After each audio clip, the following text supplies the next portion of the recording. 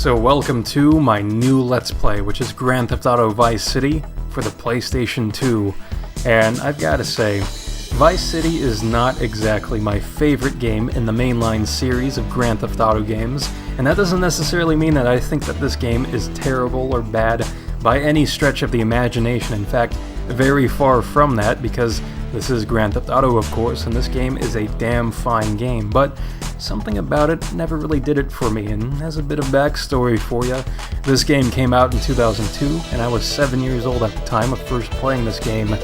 And even back then, I really didn't enjoy it all that much in comparison to Grand Theft Auto 3, which came out a year earlier, which is amazing that this game came out a year after 3 did, so, you know, props to Rockstar back then. But either way, I actually have never beaten this game because of the sentiment I have towards it, but let me assure you, that will not prevent me from going through Vice City to 100% completion, because that's exactly what we're going to be doing, because that's kind of my thing. But anyways, I haven't played this game in 10 years, so I'm sure my opinion of it will change over time. Tommy Vassetti? Shit. Didn't think they'd ever let him out. He kept his head down, helps people forget. People will remember soon enough. When they see him walking down the streets of their neighborhoods, it will be bad for business. Well, what are we gonna do, Sonny? We treat him like an old friend and keep him busy out of town, okay? We've been talking about expanding down south, right? Vice City is 24-karat gold these days. The Colombians, the Mexicans, hell, even those Cuban refugees are cutting themselves a piece of some nice action. But it's all drugs, Sonny. None of the families will touch that shit. Times are changing. The families can't keep their backs turned while our enemies reap the rewards. So, we send someone down to do the dirty work for us and cut ourselves a nice, quiet slice, okay? Who's our contact down there? Ken Rosenberg, schmuck of a lawyer. How's he gonna hold Vassetti's leash? We don't need him to. We just set him loose in Vice City. We give him a little cash to get started, okay? Give it a few months. Then we go down. Pay him a little visit, right? See how he's doing.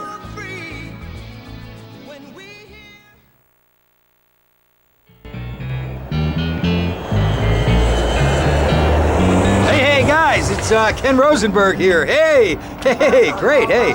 Well, I'm gonna drive you guys to the meet, okay? Now, I've talked to the suppliers, and they are very keen to start a business relationship. So, if all goes well, we should be doing very nicely for ourselves, which is, you know, good. Okay, so they're brothers, okay? One operates the business, and the other one does the flying.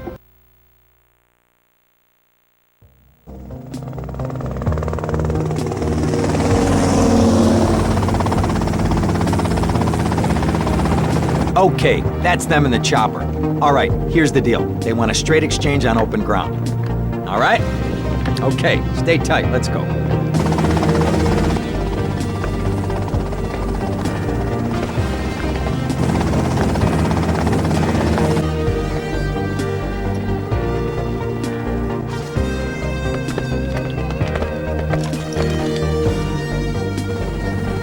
Got it?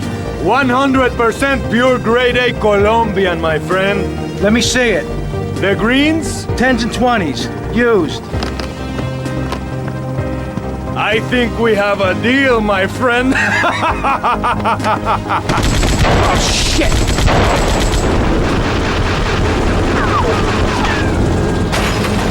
Come on, get out of here! Drive!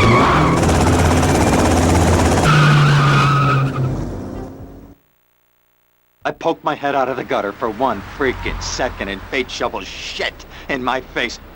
Go get some sleep. What are you gonna do? I'll drop by your office tomorrow and we can start sorting this mess out.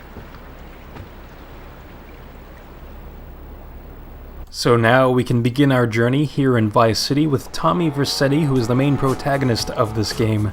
And we're gonna see that he's not totally different from Claude, besides the whole speaking thing, of course, but the way in which both of these protagonists in the Grand Theft Auto series conduct business is usually by killing people to solve their problems, and we're going to see that more as we move into the more advanced or action-packed missions in this game, because the first few missions in just about any Grand Theft Auto game are very tutorial-based, so expect a lot of introductions and whatnot, so it's not going to be super crazy stuff.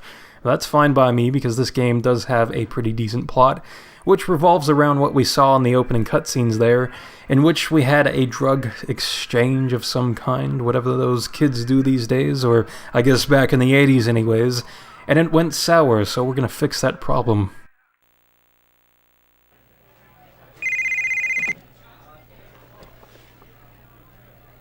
Hello, Sonny. Tommy! Tommy, it's been too long.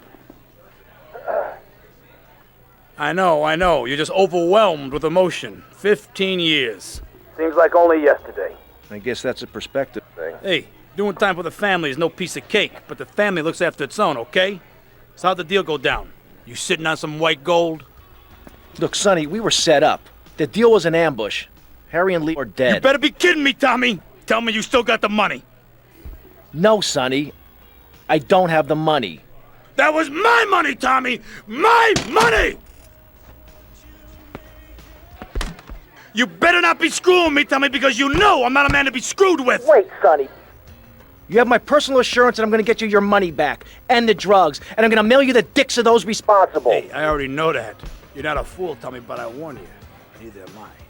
If it was anybody else, you'd be dead already. But because it's you, because we got history, I'm gonna let you handle this. Look, Sonny, you got my word. I'll be in touch.